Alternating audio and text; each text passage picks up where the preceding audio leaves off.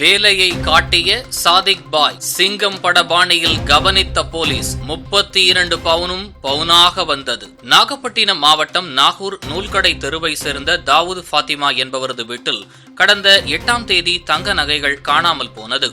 இதுகுறித்து அவர் அளித்த புகாரின் அடிப்படையில் டிஎஸ்பி பாலகிருஷ்ணன் தலைமையிலான தனிப்படை போலீசார் விசாரணை மேற்கொண்டு வந்தனர்.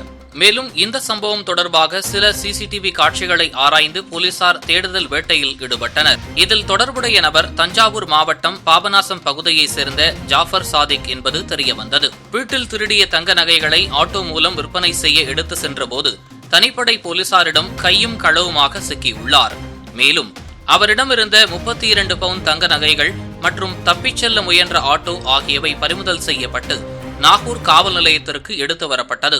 சிசிடிவியில் பதிவான காட்சிகளை கொண்டு குற்றவாளிகளை 2 வாரத்தில் கைது செய்த தனிப்படை போலீசாரை டிஎஸ்பி பாலகிருஷ்ணன் பாராட்டினார். தொடர்ந்து கைது செய்யப்பட்ட குற்றவாளி நீதிமன்றத்தில் ஆஜர்படுத்தப்பட்டார். சிங்கம் படத்தில் போலீஸ் உடனடியாக காணாமல் போன நகைகளை மீட்பது போன்ற காட்சிகள் இருக்கும். ஆனால் அவற்றையே மிஞ்சும் வண்ணம் நிஜத்தில் நடைபெற்ற சம்பவம் தற்போது மக்கள் மத்தியில் காவல்துறை மீதான மதிப்பை உயர்த்தியுள்ளது.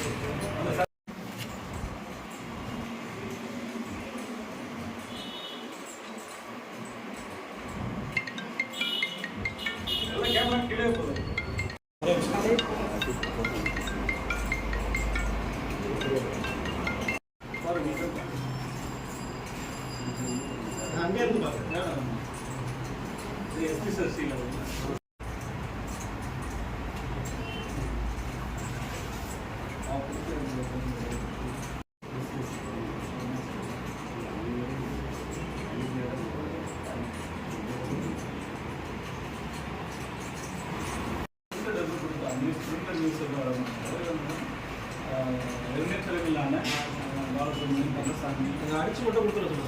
அவங்க உள்ளடிக்க அதே பேப்பர் குரூப்ல சொல்லிடுங்க.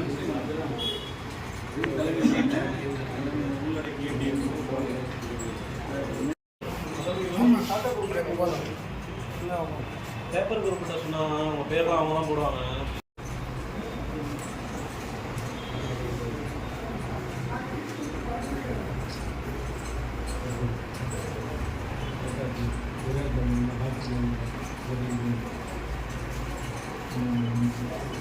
Thank you.